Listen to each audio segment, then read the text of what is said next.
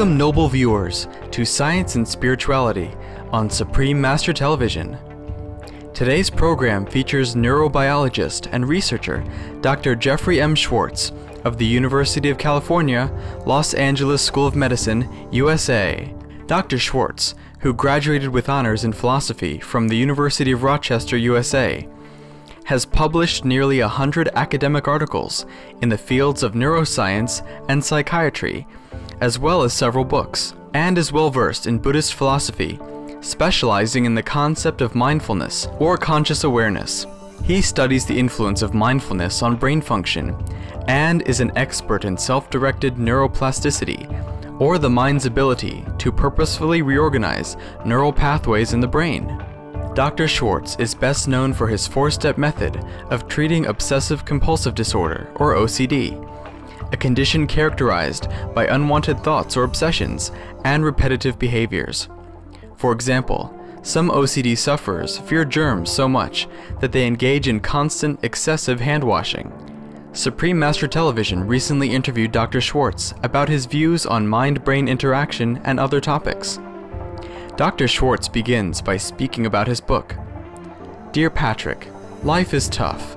Here's some good advice, which provides guidance for young people moving from childhood to adolescence. That book was written with a very good friend of mine by the name of Patrick Buckley. That book was done 12 years ago when he was 16.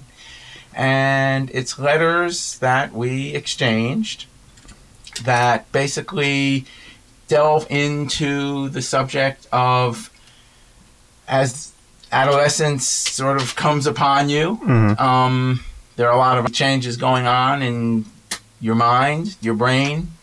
Adolescence turns out to be a very good subject in which to investigate this relationship between mind and brain. And specifically, what we were trying to do in that book is show that something which in the subsequent decade has become a lot more popular, called mindful awareness, is useful for helping people.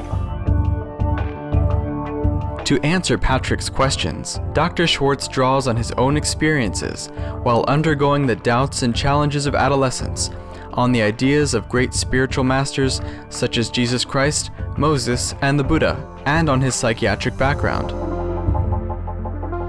The sense of social acceptance and rejection is becoming much more acute. So these things are going on as you go from 12 to 13 to 15, and then when you hit 16, it all seems to sort of just be exploding. Right. So we were discussing in this book, what can you do in terms of developing what I've come to call the impartial spectator, following the great Scottish philosopher Adam Smith.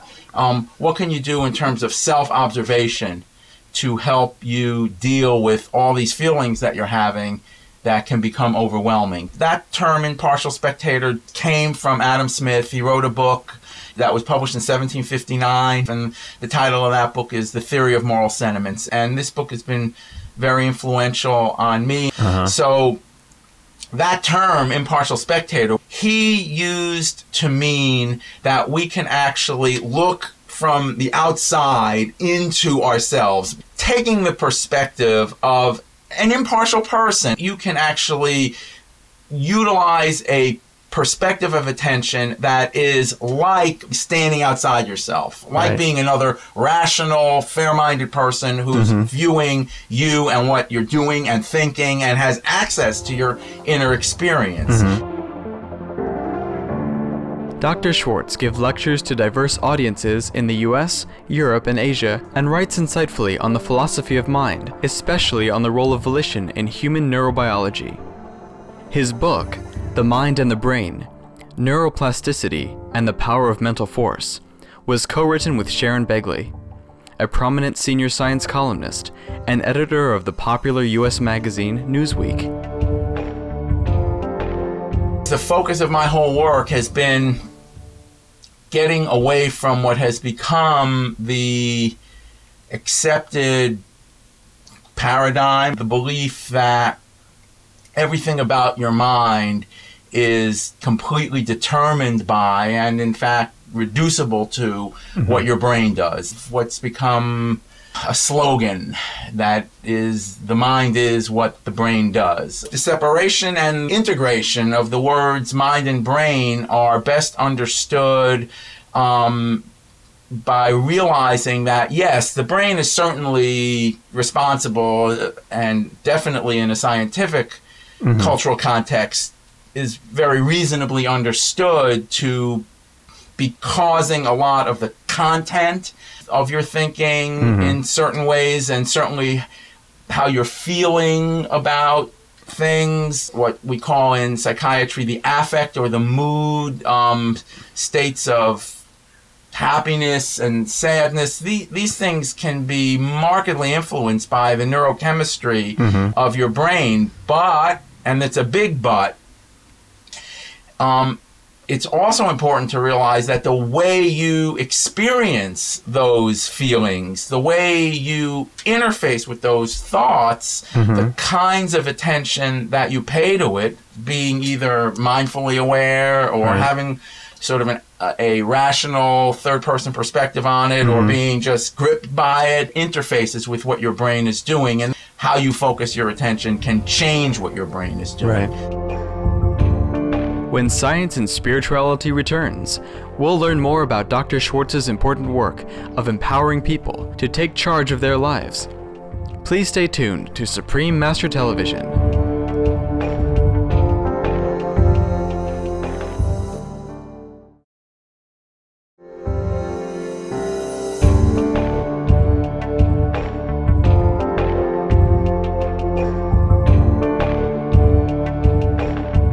Getting people to change their perspective, change their quality of attention, use the impartial spectator, useful awareness to help them understand that this is their brain sending them a false message. And then when they understand that it's their brain sending a false message, they can change the perspective they take on.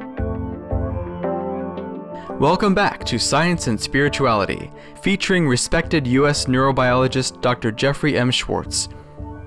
In his best-selling book, Brain Lock: Free Yourself from Obsessive-Compulsive Behavior, Dr. Schwartz presents a 4-step mental exercise method for overcoming obsessive-compulsive disorder, a condition characterized by unwanted thoughts or obsessions and repetitive behaviors. The specific steps in Dr. Schwartz's method are as follows: relabel, reattribute, refocus, and revalue. In step 1, relabeling, a patient's attention is focused on his or her thinking process so that obsessive thoughts and compulsive urges may be recognized. That kind of attention is very similar to what in ancient Buddhist philosophy came to be called mindful awareness, and it certainly also has strong analogs in the Judeo-Christian tradition in terms of having some attempt to make a connection with God, and of course in a Christian perspective very much with making a connection through Jesus to God. In a Christian perspective, you can actually view Jesus as helping you get that quality of attention that allows you to be reasonable, rational, loving when you're angry, calm when you're upset. The second step, reattribute, involves not blaming oneself for an obsession or compulsion, but instead reattributing it to a medical condition affecting the brain. Using mindful awareness, or acting as an impartial spectator, is also a key to step 3, refocus. In this step, one should work around the obsessive thought or compulsive urge by shifting attention to something else.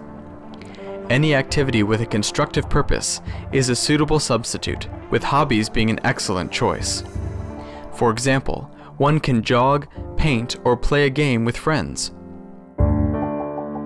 My view of how to treat obsessive-compulsive disorder hinges on when people understand that the urge to wash, the urge to check, the terrible bad thoughts that come into people who have obsessive-compulsive disorder, that these things are caused by misfirings in their brain.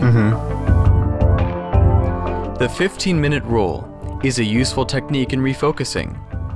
Instead of acting on the urge, one should let 15 minutes pass, and in the interim, perform step 1 through 3 of the 4-step process. Then, at the end of the period, a constructive activity should be undertaken to substitute for the unwanted behavior. With the 4th step, revalue, one reassesses one's unwanted thoughts and urges and decides to assign them a lower value. As a result, one is less likely to have such thoughts or act on them in the future. However, Dr. Schwartz says a complete cure of the condition is rare. What you can do is get it to the point where you can really manage it and manage it in ways that it really doesn't have very significant impacts on your life anymore. Dr. Schwartz believes we need to reintegrate spiritual ideals into science so that it can provide the answers we seek. Thus, his 4-step process for treating obsessive-compulsive disorder takes a different approach than that of conventional medicine, yet it is no less scientific. If you start talking about how the mind can change the brain, how the mind can influence the brain, and I've done a lot of work with a colleague by the name of Henry Stapp, who is a physicist up at University of California, Berkeley, or at the Lawrence Berkeley Laboratories.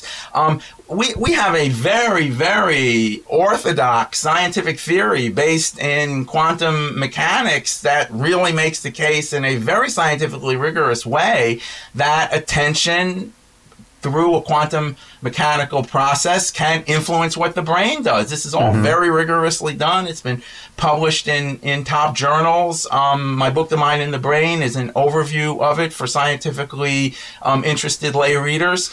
There's been significant resistance to accepting the view, both because it flies directly in the face of the accepted fundamentalist belief that the mind is what the brain does. It cuts against the grain of a materialist science that wants to stress the use of drugs as the treatment for psychiatric disorders. And that's one of the main outcomes of having a materialist worldview in science and medicine, is that it puts a premium on treating things with drugs. I believe that it's culturally damaging to view science and religion as intrinsically completely separated. Hopefully things are changing and science is going to become less materialist. And that's what my whole life's work has been. Right. We thank Dr. Jeffrey M. Schwartz for sharing his ideas on the interaction of the mind and brain, blending science with spirituality.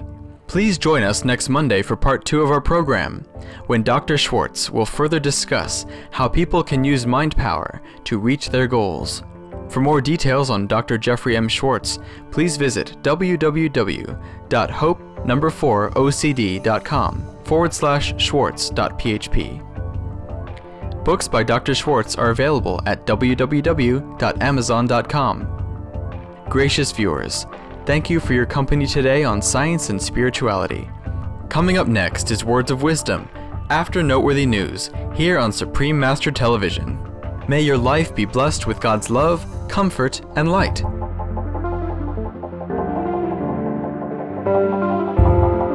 For more details, please visit www.suprememastertv.com/SS